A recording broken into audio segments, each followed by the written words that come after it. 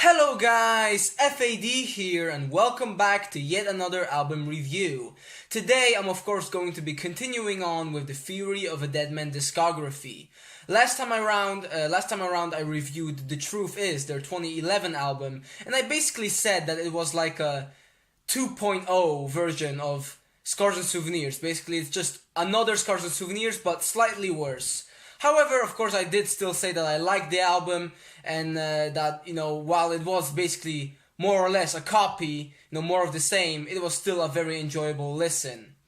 However, after releasing some very similar albums right after another, their follow-up would mark a bit of a change in tone. Yeah, that would eventually result in the 2014 album, Savages. Now, this is a very different album for the band. As you say, I've said many times before that up until this point, Fury of a Deadman were known for, really just writing songs about girls and relationships, all that kind of stuff. But here, they decided to do something different finally. I mean, they realized that, all this time they were just doing the same thing over again, and they wanted to do something different. I remember, back when... before the release of the album, the band was saying stuff like how they wanted to do something heavier again, like something a bit more reminiscent of their debut album. And while this is not really anything similar to that, it is still definitely a lot different from what they were doing ever since, like Scars and Souvenirs and The Truth Is, like even Gasoline, which was like the start of the band going towards that sound. Of course, it doesn't mean that the album is doesn't have any relationship songs. Like, don't worry, you still have some of your typical Fury of a Deadman tracks on here, but it still has a big change in atmosphere. Like, even look at this album cover. Like, this just really does not look like something from Fury of a Deadman. I mean, compare it to The Truth Is album cover, which just had this girl on it, right? This is a lot different. It actually looks very cool, I have to say. And yeah, so the album, it's actually very, very, the fact that this is basically, their most heavy album since their debut is actually, a bit odd now looking back, because right after this album, they went on to, of course, record Wake Up Call, which is their newest album. So, I'm not gonna say too much about that album yet, since that review is still gonna come later, but it's just so odd to see them go from, such a heavy album, for the most part, to then their weakest. It's so weird. But without any more further ado, let's get into this record and see if it's actually good or not. The album starts off with the track Drown, which was one of the singles, and right off the bat you can notice that this is a much different kind of album. I mean, no longer are you talking about being a lowlife or just being pissed off about your ex. No, this is a much more darker song. I mean, it's in the lyrics, about why did are basically asking someone why did they let you drown, why?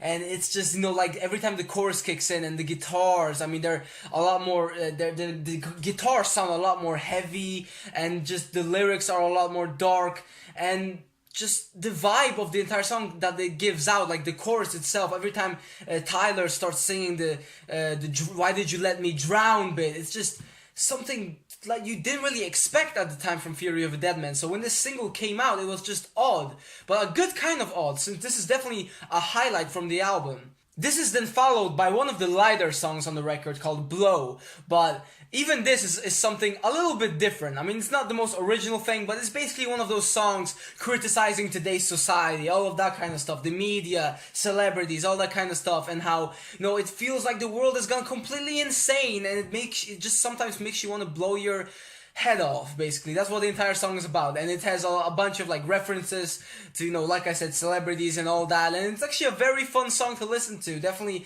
again, a highlight just because it's something different, but it is kind of weird to listen to something like this right after Drown, which was this darker track.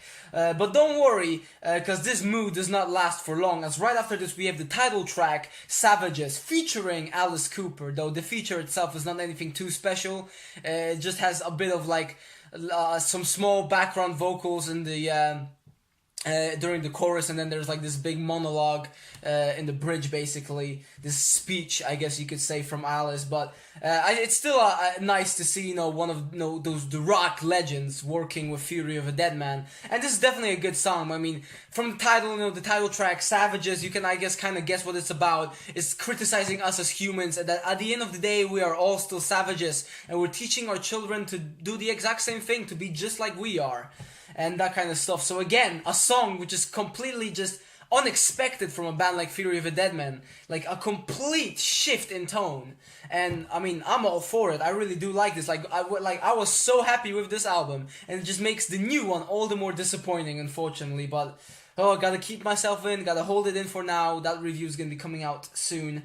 But after that, track 5 is when we finally get the first song that's about a girl or relationship. It took us all the way into track 5, while on other albums, by this point, we would have had 5 tracks, like, all about girls. Not exactly. I mean, of course, on the last record, you had Low Life as track 1, but you know what I mean, right? You know what I mean. But all the way until track 5 to get like the first relationship song. And it's actually one of the highlights from this album. I have to say, the song Salt in the Wound. It's basically about your ex and how they're treating the relationship that you had together as nothing, basically. And now she's with someone else, and basically she's putting salt in the wound. She's making it even worse than it actually already is. And I really love the chorus. The chorus basically sells the song for me. The verses are nice and all, but the chorus is awesome. I think it's catchy, it's good to listen to, and I really also like Tyler's vocals on it. Just makes it sound that more depressing and down. It's not a happy-go-lucky song that you might maybe expect from the band. No, again, while it is another song, while it is a song about an ex, about a girl, it still is a lot darker. I'm not a lot, but it still is darker than your usual Fury of a Deadman track. And I really do like that. This is definitely one of my favorites. Like, I do like going back to this particular track a lot. And definitely one of the most memorable ones. That is then followed up by the first proper ballad. But surprise, surprise, this is actually a very good one. The song Angel, easily again another highlight from this record. And I do not say this often, especially on these Fury of a Deadman albums, that a ballad can really be the highlight. I'm kind of just being a hypocrite now, or contradicting myself, since On the Truth is my favorite track, was Head Above Water. So just kind of forget about what I just said. But if you look at the previous albums, I have frequently criticized the band's ballads. So to see this kind of song like Angel with such a great epic chorus, which just really is just every time it kicks in, it's just feels so smooth but full of energy at the same time. It's so good to see, honestly. Definitely a song that I really like a lot. I mean, it did well on rock radio. I guess you could again say it's another one of those cliches where a band goes right after singing this song about being being depressed about your ex, to going into this song about loving an angel. You're in love with an angel and stuff like that. But I really like this song. Definitely one of my favorites. Probably one of the band's best recent tracks, I have to say. However, after the ballad, we move right back to the heavier songs with 2 tracks, Heavy and Panic Room. Now, Heavy is basically this rock anthem talking about, the fans of rock and stuff like that, and how, we always love the music when it's heavy, everybody goes crazy, all that kind of stuff. Again, an anthem, basically. It's definitely a memorable track, for every good rock fan out there. You can kind of relate to it, we all go crazy for the music when it's heavy. And definitely, again, another very memorable song. And then it's actually followed by another one called Panic Room, which is basically another darker Fury of a Deadman song, about your dark place, your panic room. And I think it has this really upbeat, high-tempo chorus. And it just really doesn't let off. I mean, it has a lot of energy. It's dark, and it's just fun to listen to. I really, as you can see, I'm a real big fan of this album up to this point. And it actually does continue for a while. Most of this album is actually very good. After that, though, we move on to yet another ballad, and it's actually a very, very, very soft ballad. But believe it or not, I actually really like this one. Track 9, The One. Now this song, I don't know, it just always gets me, man. It always gets me in my feels. Like, I know that sounds cringe, but like, Tyler's voice works so well with this song. Like, people like down the years have like criticized his vocals, especially live, but it just works so well on this song. Like I already don't really have a problem with Tyler's vocals, but on this song they're amazing. You can like feel the emotion, like the sadness, how, you know, this relationship that he had with this girl has just kind of gone to waste, you know, that maybe she could have been the one, but they just let her, their temper get in the way, all that kind of stuff, and how they didn't really fulfill, you know, what they could have. And it's such a sad song. I mean, you just listen to it and you feel for it. And I don't know, it might just be me, but this is just a song that always kind of, always gets me a bit sad, always gets me a bit emotional. I think it's very well written, like, and just the chorus, like every time Tyler sings, maybe you could have been the one. It's just so beautiful. It's just a beautiful track. Just not a bad thing I can say about it. I mean, this is exactly, it's so good to see this, after like so many disappointing ballads on some previous albums, like on Gasoline especially, and then also like even on the Scars and Souvenirs songs like Heaven and stuff like that, to then see something like this, The One, like this is, come on, Theory, this is how you do your ballads, like you finally got it right. Like there's actually not a single bad ballad, like single softer song that I don't like, there's not a single softer song that I don't like on this album, like it's perfect. Like, they finally got it right for the first time since their debut album, and that's good to see. Moving on, as we, get closer and closer to the end of the record, we have Living My Life Like a Country Song. Now, as the title suggests, this song definitely does have a country vibe to it, and I have to say, it is, I guess you could say, maybe a bit of a guilty pleasure, but at the same time, I don't really think it's a guilty pleasure. I just really like this song, honestly. It's not heavy. It's like I said, it has this country vibe to it, but I don't know, I think it's just how catchy it is. I mean, it's just a song that just, I really like listening to it.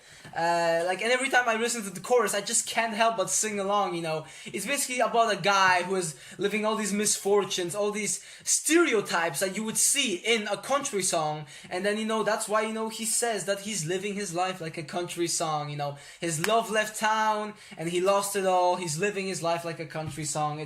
I know, like, I understand if you're not a fan of this song, but it just works for me. Like I said, the chorus is catchy. I like the verses. I just like the vibe that you get from it. And I mean, I'm not someone who hates country by any means, so I'm not gonna really like dislike it for that reason itself. Like I do like I'm not a super country fan or something, but I don't hate the genre.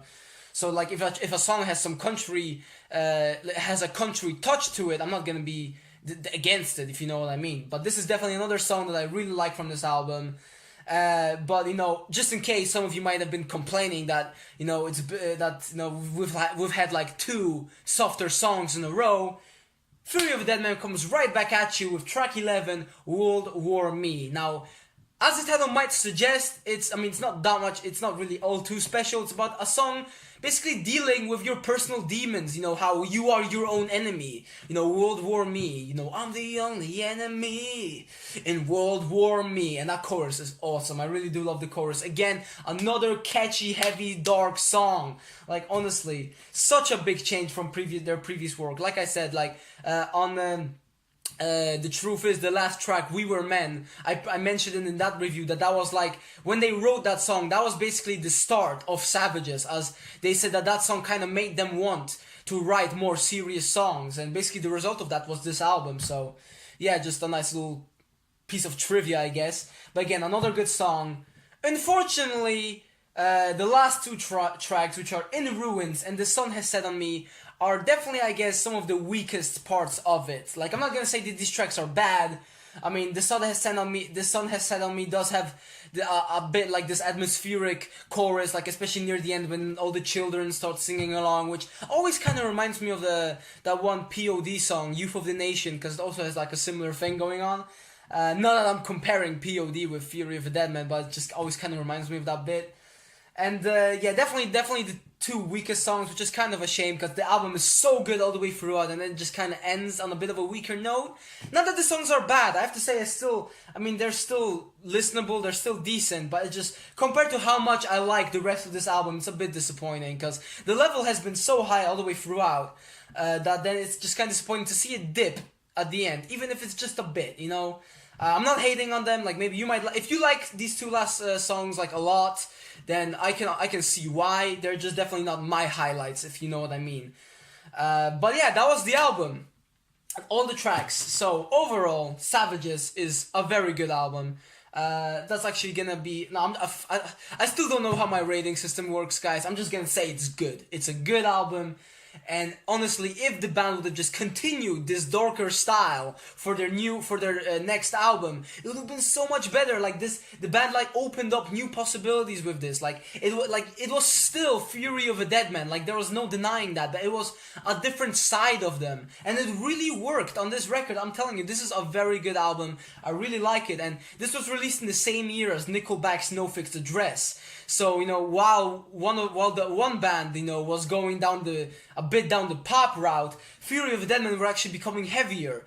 So it's kind of weird to see how a couple of years later the two just completely switched, and Fury decided to go the pop route while Nickelback kind of decided to go back to the heavier stuff.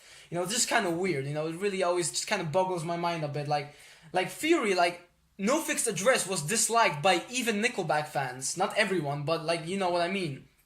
So why do you feel the need to go down the same direction? Like, I know that okay, I'm talking way too much about their next album. Like, I should leave that for the next review. Right now, I'm just gonna end this video. I think this is a good album. Definitely one of my favorite Fury albums. I don't know how I would actually rank their records, honestly. Like on one day I prefer this album, on the other, like there are days when their self-titled debut is my favorite, on other days Scars and Souvenirs is, then Gasoline.